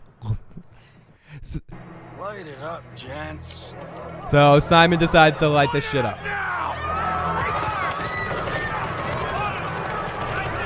I agree. When she started talking normal, I'm like, I'm almost interested in this character. Why didn't they have these people talk normal the whole time? What was the point of this stupid speech? And I'm not saying it would have made the characters useful. Like, I don't think you ever needed to introduce these characters. But if you were going to introduce them, why did you have them talk like stupid fucking idiots? It makes no sense, and it was useless, especially at the end when she finally talks like a normal person. And at least for me, I was thinking, oh, I'm actually halfway interested in what she's having to say right now, or a little bit. Like, I still didn't have a lot of fucks to give, but I had a few fucks in that moment to give because she was talking like a normal person. So Simon is like urine, and I did say that on purpose. Urine killing off the sand shits. Yes. And then it gets set off and shit happens. Danger, danger, danger for us trash folk. Lots of fun, lots of interactions back and forth. And she hits what... It just gets sets off. She hits Simon. Simon gets a smile on his face like we're going to light this place up. And then it's murder, death, kill everybody. You good? And Nothing on Gavin. Want me to turn back around? Roll out? End the mystery? Atari Dad says, I think the reason why they had them talk like that is because Jadis actor's American accent isn't really great, as we see later when she talks normal. That wouldn't have bothered me as much. I definitely hear what you're saying. That's probably why they created it, because they, again, to my overall point of this season and this shit, they outthink themselves out of what could have been something okay. I was immediately turned off by the trash people because of the stupid talk. That would have bothered me a lot more than someone that spoke in slightly poor American accent. But I totally buy that that's the reason why they created that bullshit. So I actually hope she does show up again and she's talking regular and helps Rick out. I would not mind that if she's talking regular. I just don't want any more of that trash talking sand shit. So we said in the live chat at this point, Corey Mitchell said, no worries. So you killed the garbage clowns. They've got like 9 million saviors. Don't worry. Corey Mitchell also says, this is going to be great. We'll have a ghost Carl as the angel on Negan's right shoulder in the rest of the series. Remember, always bring a towel, Negan. Remember, always bring a towel, Negan. Chalkboy says, Chalkboy, who also in the live motherfucking chat before the show started, the guy Rick shoveled is the veteran zombie, the guy that gets killed once and twice an episode. Awesome stuff, Chalkboy. Corey Mitchell also adds, I'm going to speak in paint metaphors because my character's eccentric and sad like that, just like Maud Lebowski. We come back and we see Jadis or Maud Lebowski, and we see Michonne and Rick fighting their way out of the trash heap as we see Rick, or we see Jadis, I believe. And then we hear Jadis say to Rick, what happened here, the saviors happened here, as the two of them talk. What happened here? The savior. Well, how do we get out? Get out. I like how Michonne has no fucks to give too. Get out? Like, you're just gonna repeat what I say? Get out, get out. Fuck you, get out, fucking asshole. He got in. Derek, thank you so much for the super chat donation. Let me spin the motherfucking wheel for you. You're fucking awesome. Thank you. I really do appreciate that more than you know, and everyone that supports the channel, I appreciate it. So Derek, you actually won an awesome thing. Derek, or an awesome thing or a poor thing, depending on how you look at it. Derek, email me privately, igotissuesman@gmail.com. You got a review or commentary or whatever of your choice. If you want me to do a live watch where we talk about the thing live, if you want me to do a review on something specific, definitely let me know. Email me when you can and tell me whatever the fuck you want me to do. Or you can message me on the Discord, or you can message me on Twitter, wherever, or a Facebook group, wherever you want to find us and message me. Just say, hey, this is Derek from the live motherfucking chat. This is what I want you to review, asshole.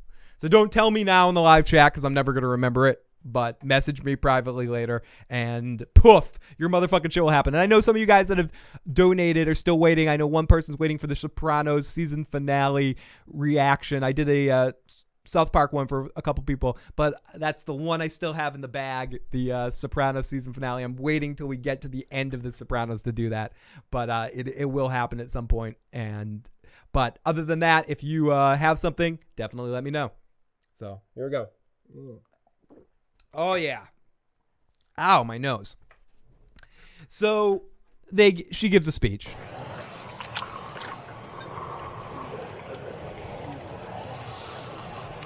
These weren't heaps before. Nice. Derek says I wanted that one. Awesome.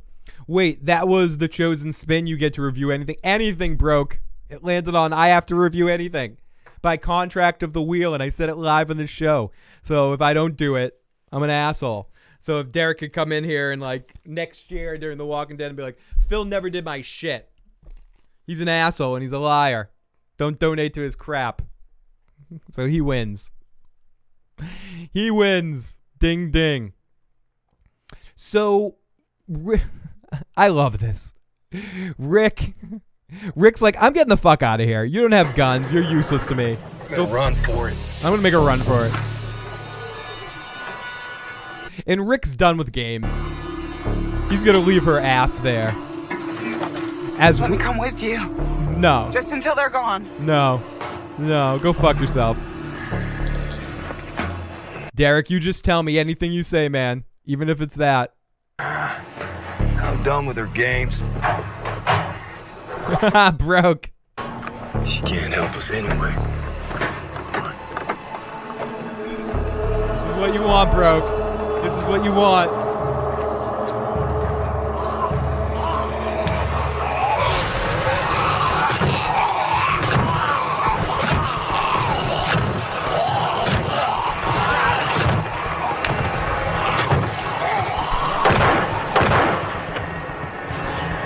Thank you for the super chat donation, Broke. It didn't land on what you wanted. It landed on take a bite of a sandwich. And, you know, I'll reluctantly take you up on your win there and take a bite of a sandwich here.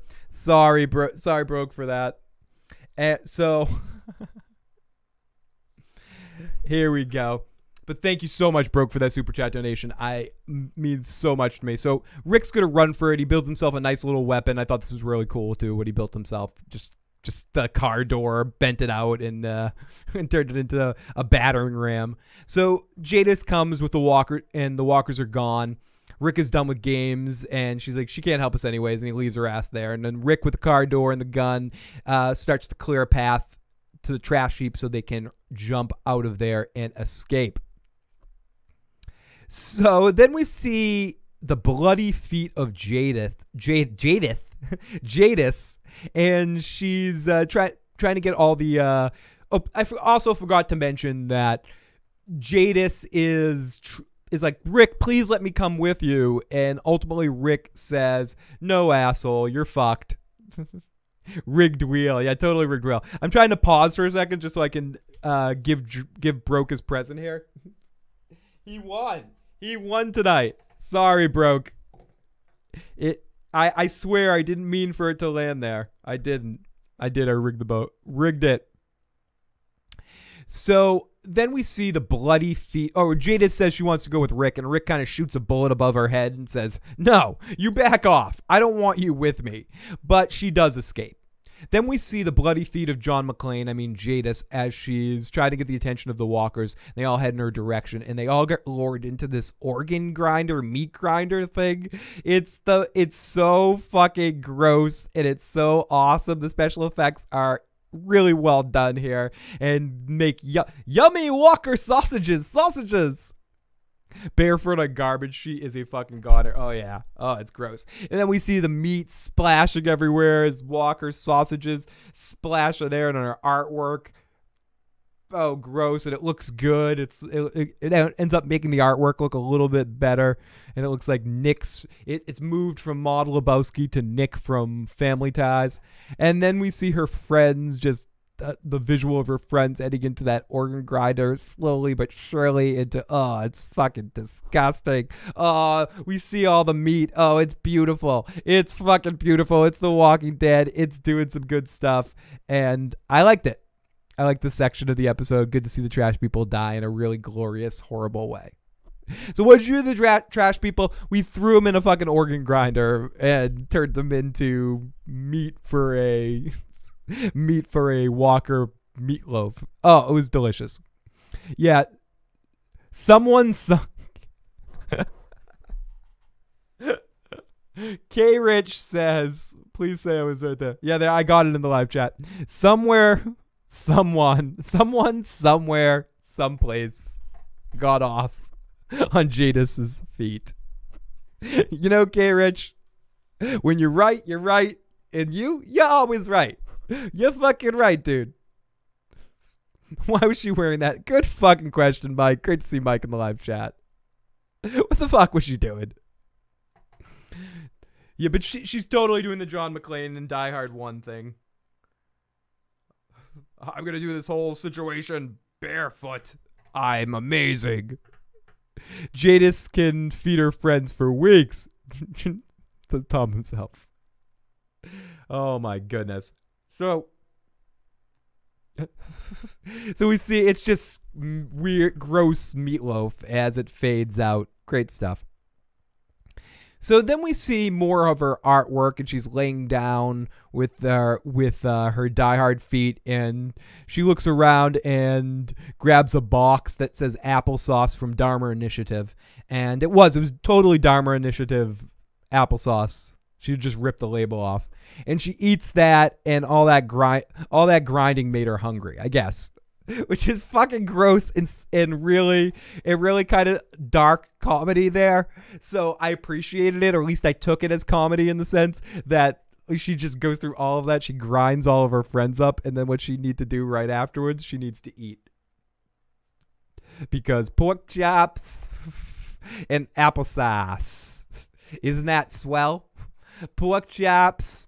Okay, Broke, I took your fucking bite of your sandwich. Pork chops. Thank you for the super chat, buddy. And applesauce. In my best Peter Brady voice. So Ghost Wolf, I enjoyed the episode better than last week. Ghost, I agree. I mean, I'm having fun in a couple of sections, but I think all in all, this definitely was a step in the right direction because it was fun. I liked how the episode was edited. Could have done without the time cards, without the character cards, but whatever. It could have been better, could have been worse. We're getting towards the end of our review right here, and I just want to thank everyone for tuning in tonight. Really do appreciate it. Let's scroll down.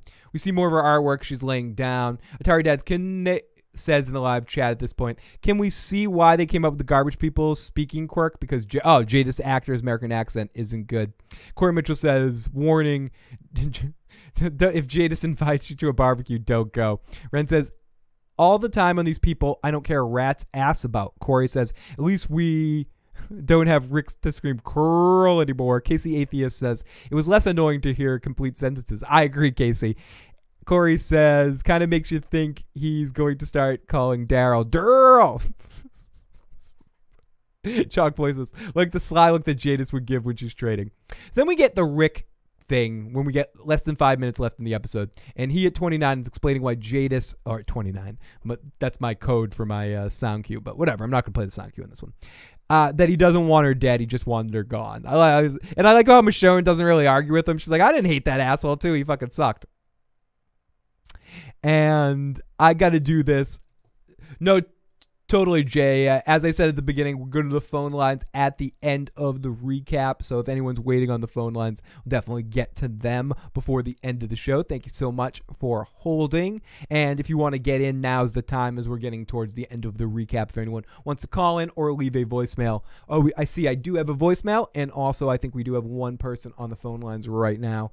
But the phone lines are on the screen right now. But 657-383-1465, and for anyone 24 hours a day, 7 days a week, 781-990-8509. We will be with the phone lines in just a few seconds. So, not a few seconds, a few minutes. So then we get to Rick, and he's explaining, this is the last section of the episode. We go to Jadis, why he left Jadis gone. And I like how Michonne doesn't even really argue with him. And Michonne says Carl wouldn't want this shit. Carl wouldn't need it. Dad, I just wanted her gone. Fine, I am playing it. Look, I saw her. She made it. She ran into an empty alley just before I left. I didn't want her dead. I just wanted her gone. Feels like what Carl was talking about.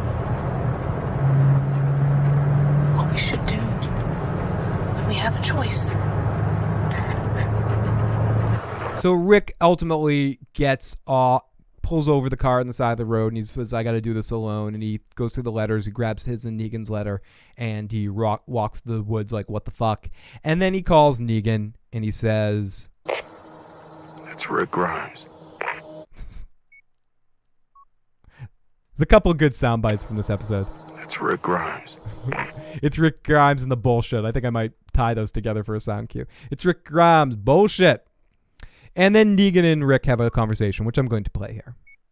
You want to tell me where you are so we can do this face to face? Carl's dead. He wrote letters. He wrote one to you.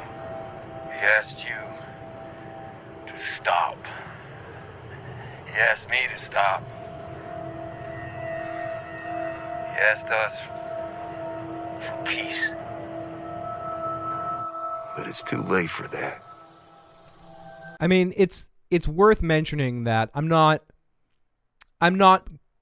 taking. See, the show wants me to take Negan's side in this situation. Rick doesn't even ask Negan for peace. He says it's already too late. There's no way we could do this. He doesn't even let Negan say no to that. He doesn't offer the option. So he doesn't even listen to Curl. Even if we wanted to deal now, it doesn't matter. I'm gonna kill you.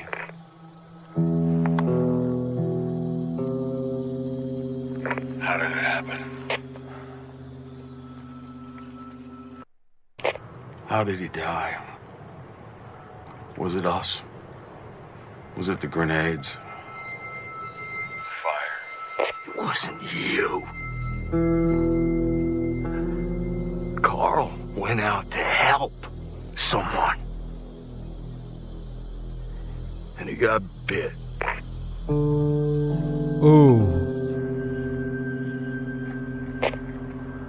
God damn it. I think Carl said in the letter, thanks for the spaghetti. Shit, I am sorry. You know, I wanted him to be part of things.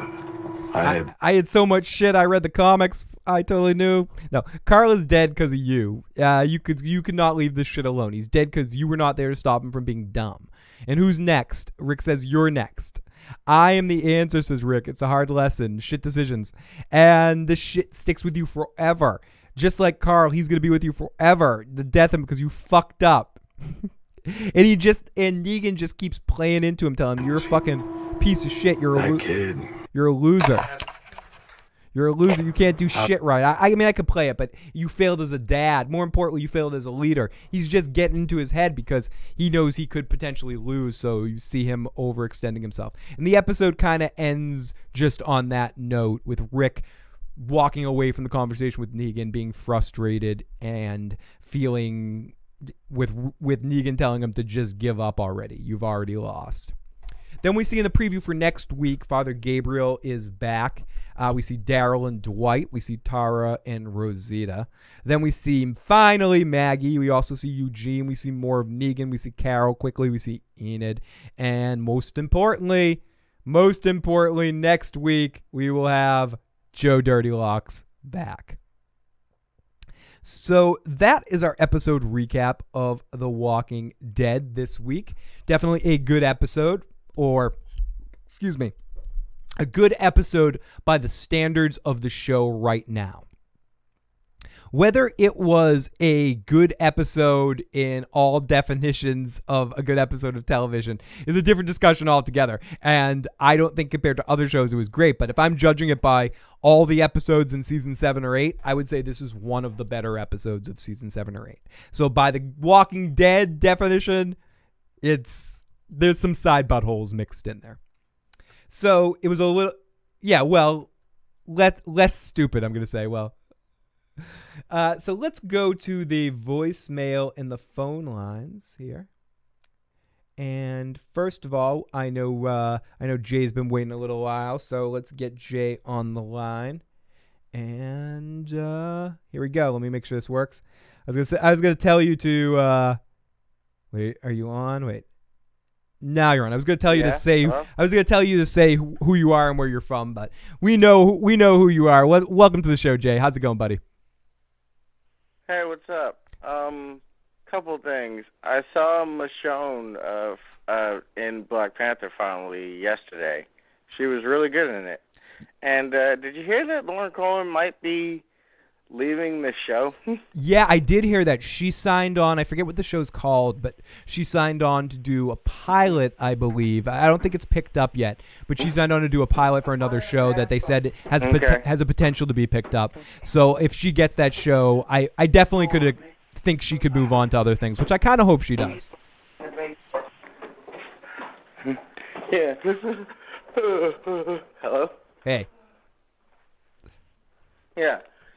Oh yeah, and so do you think she'll die this season? Yes. Because I think it was something to do with her contract or something. Yeah, I definitely do. I think she's having problems with the direction of her character and having the problems with what she's making right now. So unfortunately, I do think Maggie's going to die this season or disappear in some way.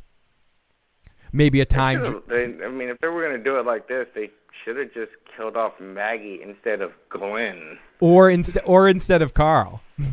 but whatever.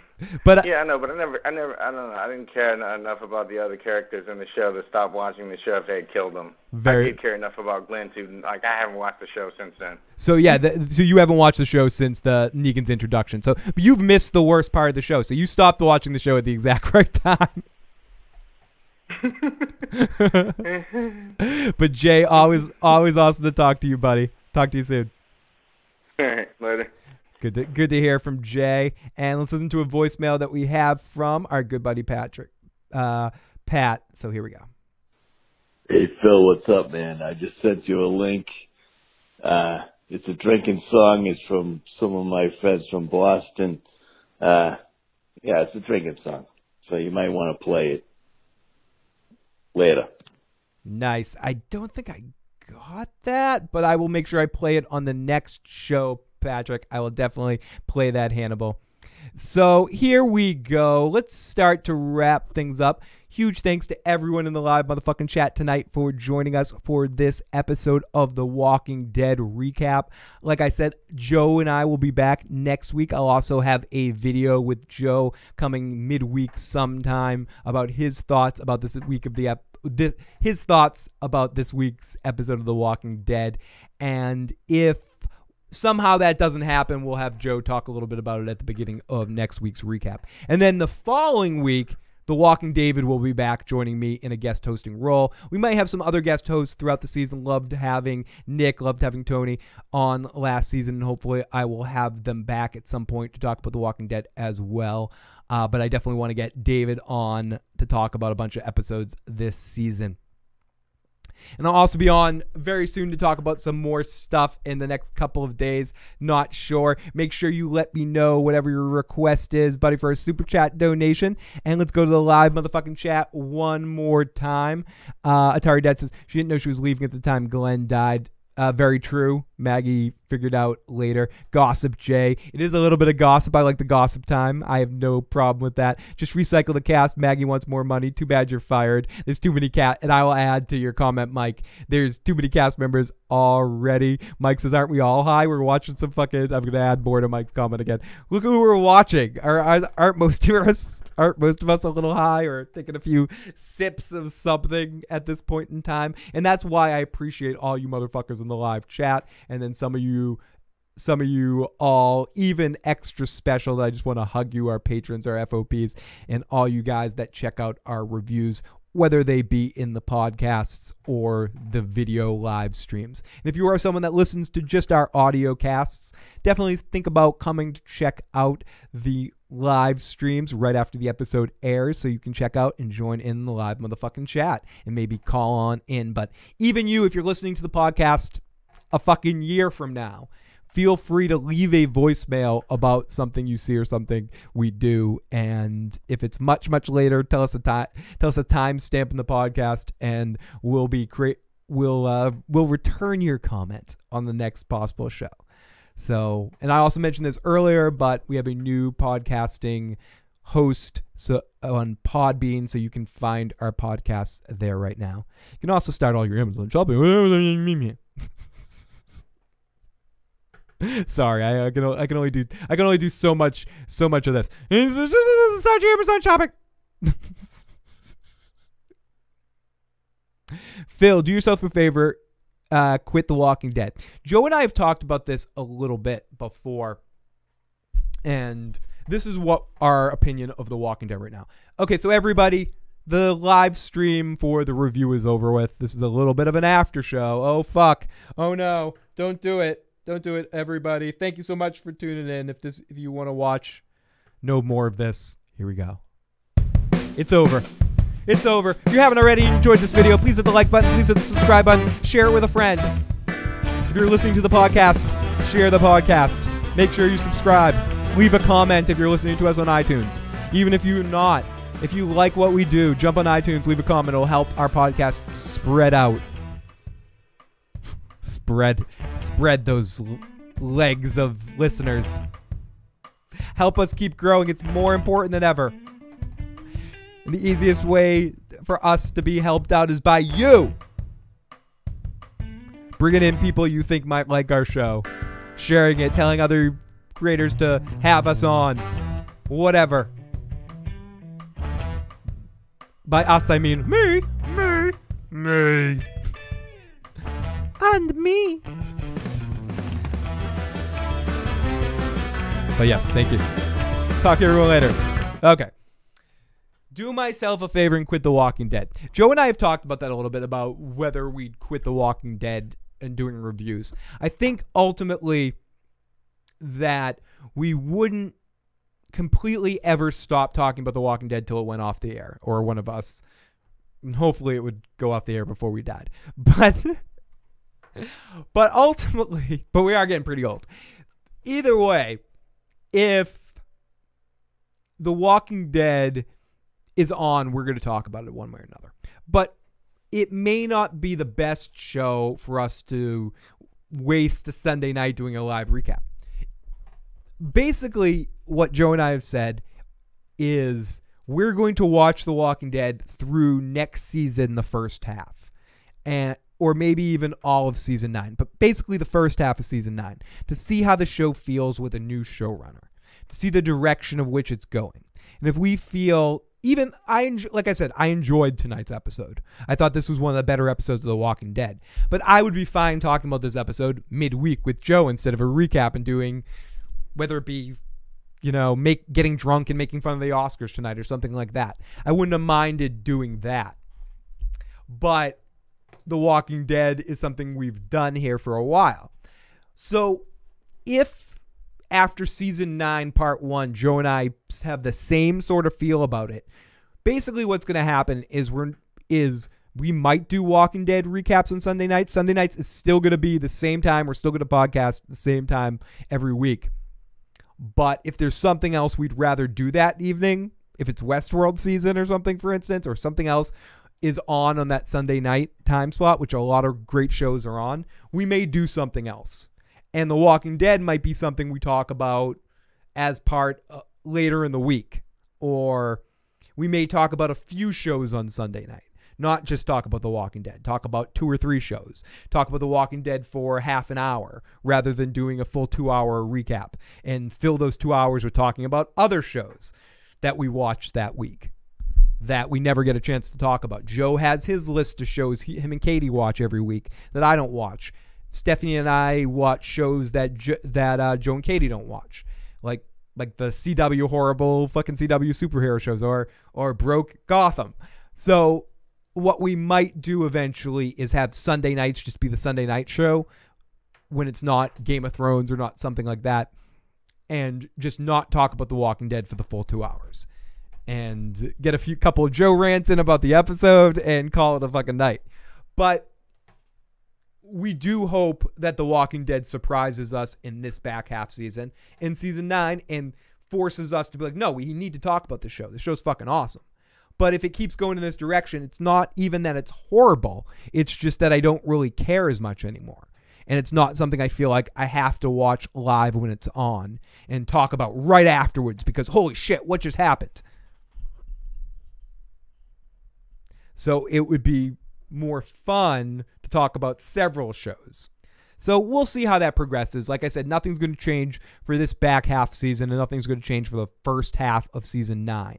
It's just after the first half of season 9, Joe and I are going to talk and decide what we want to do moving forward with The Walking Dead.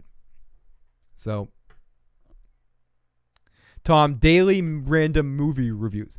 Funny you say that. Yesterday, I was going to do a daily random movie review. I've been edgy to do a review of The Big Lebowski. Joe and I were going to do it a while ago, but one of our we dealt with a family matter, and not the TV show Family Matter. We're not going to do a Family Matters review. Not yet. Did I do that? But is The Big Lebowski. It's seeping out. I just watched it again recently, and I enjoyed it again. It was almost like watching it for the first time. So I'm eager to do a random review of that. So who knows? That might be the next thing I do, or maybe even do it behind the guise of like a top X amount of things you don't know about, or top 10 fun facts about The Big Lebowski or something, and then make it a review / video like that. I don't know. Something I've been working with. So sorry, I'm looking in the live motherfucking chat. I do Bloodsport and keep you on that. Bloodsport. Oh, Bloodsport on the YouTube thing. I haven't got a chance to watch that, but Tim actually suggested that, said I should try to get on there at some point. I have not watched it yet, so I have no point of reference, but it's funny you mentioned that. Tim also in the live chat right now suggested something about I should check that out and see if I can try to get on there. That'd be awesome. I'll definitely check it out and see what that's all about. Bump, bump, bump, bump, bump. I'm always down to, as people know, to come visit other places if they, if they want me. Let's see. So no, I'll definitely check it out. I like the name. That's a fucking awesome name. It's not some place I could come in lightly with a name like that. I'd have to fucking go in fucking high energy. Fuck. But yeah, I'll definitely check that out. So yeah. So let's start to. I'm gonna just wrap things up because no one wants to hear me babble right now. I could just keep babbling and babbling and babbling. I could try. Oh, we got one more. Let's see. Jay's calling back in. Let's see what Jay has to say. I think I probably know. Let's see. Jay, you want? Oh no, I didn't push the button. Push the fucking button now. So sorry, Phil. I'm trying to push the button. I'm just fucking drunk. Just push it. You're back on, Hello? Jay. Hey, what's going on, dude? Hey, yeah, I had a suggestion for your Sunday night show and a question. Do it. It's kind of a, how about remember that time you did an FOP stream? Yep. Since you don't how about on days where you don't really care about a show or you don't have a show to watch or whatever, you just do an FOP stream and let everybody talk about whatever they want. That was definitely something We could talk about The Walking Dead. We can end up talking about Game of Thrones. Although I don't really want to hear people's thoughts about Game of Thrones for the next season because I'm not so sure that's their thoughts, or they know spoilers and they're just spoiling the episode for everyone and disguising it as this might happen now. Jay, that's interesting. Isn't the next FOP stream supposed to be this month? I know. I did. It's coming soon though. I will be doing another FOP stream, and I am down to do something like that on a Sunday night when nothing else is going on. That would be a lot of fun. I did have fun on the last FOP stream, but and I wish you were there, and I would definitely love to do one that you were able to make it on, Jay. So that will be coming at some point soon, and I'll make sure I let you know before we do it. So, but what you said about Game of Thrones, I want to touch on that for a second. So you don't watch any Game of Thrones preseason or anything now between now. You're ignoring everything because you don't want to potentially be spoiled. Yeah, pretty much. Yeah, no, because I don't believe these are people's thoughts. I believe people have read shit online or have seen leak episodes and or they've watched someone's YouTube video that has seen a leak episode or something like that, and they just know the answers. Fair. And honestly, I don't blame you. I'm not sure if that's the case right now, but I don't blame you with what happened last season. It's part of why I avoid some of it because I feel like as much as I enjoyed parts of last season, I knew too much about what was going to happen, so it took away some of the excitement that I might have felt for some of the shit that happened, you know? Yeah. Plus, I've seen some of the headlines of people's YouTube video, and some of the headlines are even if it's a guess, their thing is depressing to the point where if what they guess actually happens, I don't want to keep watching the show. I saw a headline that said, "Will Arya die this season?" Well, not if you want me to keep watching a goddamn show. Awesome stuff, Jay. Always great to talk to you, buddy. Hope you have a good night. We only got a few minutes left on the phone line, so I'll talk to you soon. Later. Good to talk to Jay as always. And yes, we will definitely be doing another FOP stream soon, and I can't wait to do that. And lots of love to Jay. And I definitely hear Jay with what he's saying about that. I mean, for me, it's more about, like I said last season, I can't help myself. If I know spoilers are out there, I'll search them out. So right now I'm trying to put my head in the sand a little bit. I don't want to look at any set photos. And I already know one thing about a set photo thing that it was in my face, so I couldn't not see it. And I'm not going to talk about it right now. But I just don't want to know anything. And even knowing that one thing, I'm like, fuck, I don't even want to know that one thing.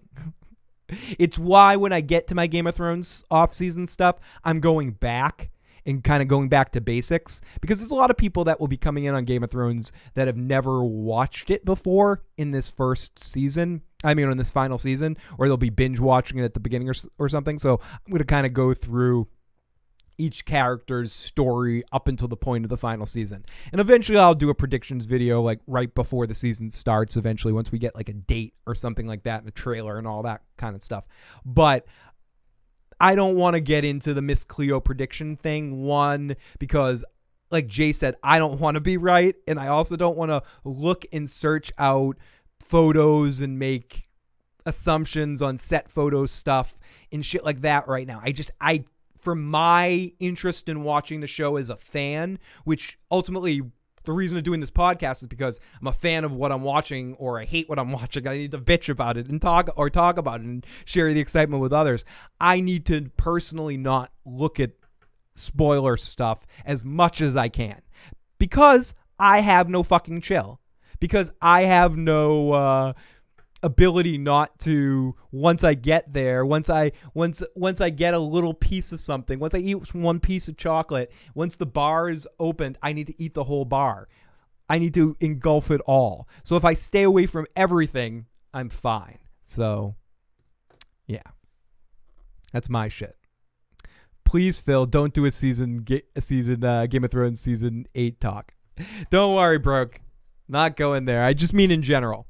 I mean, eventually I'll get there, especially once we get a date and start getting trailers and shit and all the pre-hype for the season 8. And of course, when I do my character profiles, the Cersei one coming probably sometime in the next 2 weeks, it will be called Game of Thrones season 8 Cersei recap or something like that. But I won't actually be doing like any real prediction or leak season 8 stuff until we start getting some actual set photos. When we get the first photos, I'll do the photo reaction, trailers, all that stuff. But I don't want to go by any of the behind the scenes photos or the set leak photos and shit like that. Fuck that. I did that last year and it definitely affected my viewing experience. I'm not going to do it this year. Bam. I'm a baby. Man baby. Yup. Still living in my mom's basement, Mike. 40-year-old virgin sitting in my mom's basement. Mike says, George R. R. Martin is my gardener. He showed me the scripts, gave me Winds of Winter. Way too big. Didn't read it. It's holding on my coffee table right now. Kumite, motherfucker. And yes, the Cersei talk is coming. And I can say right now, during our Cersei video that we're doing, and hopefully Joe will be involved in at least some of those, if not all of them. The Broke Black Man 94 will have a little video in there talking a little bit about his relationship with Cersei. I don't even know what it's going to say. I just asked Broke to make me a little video or make me a little something about his appreciation for the character of Cersei Lannister. So we'll see what Broke comes up with. So it's going to be a lot of fun. And yes, Tim's excited. The first one is Cersei. I got to find my list of all the rest of them. I had the order of which we spun the wheel to decide what the character order would be. But I do know Cersei's first, and I think Euron is second. But we'll get to that. So, yeah, my mom's telling me to take out the trash. You're right, Mike. Mom's saying, Fill up. It's time to take out the trash. Don't make me hit you with this bong. Oh my goodness. Mom, I'm sorry. Fill up. Yes, Mom? I don't know. How can I not make this creepy? I don't think there's any way not to make this creepy. Okay. I'll try not to make it creepy. Fill up. You want to watch Ninja Turtles? Yeah, okay. Teenage Mutant Ninja Turtles, Teenage Mutant Ninja Turtles, power than a half shell, turtle power. Fill up! I really like that Michelangelo. Can we get a pizza? Mom, I never thought you'd ask. Teenage Mutant Ninja Turtles. I remember when Phil was on Nickelodeon as a kid. Him and his twin sister, Lil. Dude, it's mom. She is. She'd appreciate it, Atari Dad. She'd laugh if it was about someone else. She was still around. She had a sick sense of humor. Where do you think I got it? Oh my goodness. Pizza. She did almost a year ago. Almost a year ago. Love you, mommy. So everybody, thank you so much for tuning into this live show. Really do appreciate it. Really do love you guys in the live motherfucking chat. You guys are awesome. Thank you everyone in the super chat donation tonight. And on let's see. Wait, push this. Do it. Touch it. I need some pizza. Yeah, I do. So here we go. And let's play a little bit of this one. I'll talk to you guys next time. Later.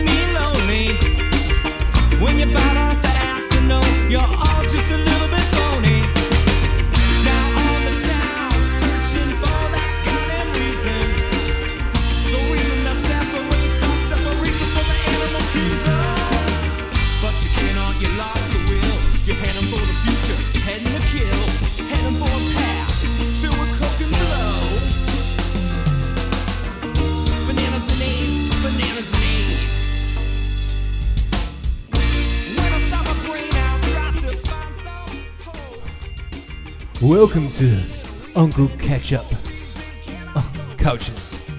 Come sit on Uncle Ketchup couch on my lap. Touch it.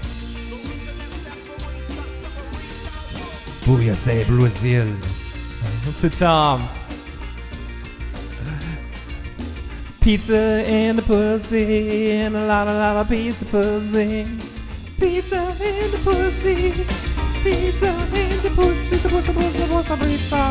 pussy, dolphin and smooth like Phil. Now just get a haircut. It's funny how a shot takes a trash character out of the actor.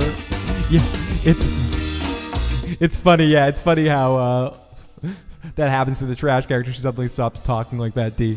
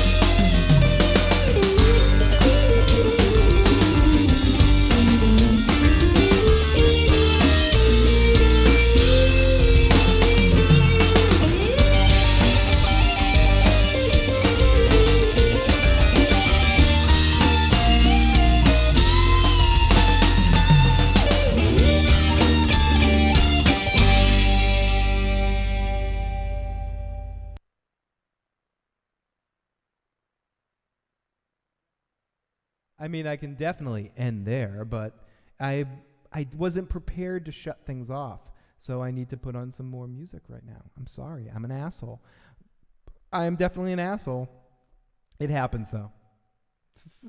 I mean, we can be assholes all we want.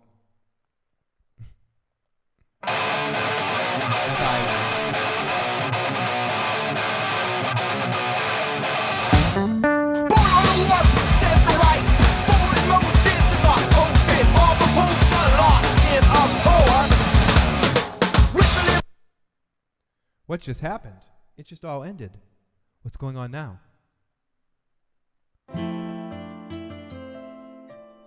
Don't have to worry.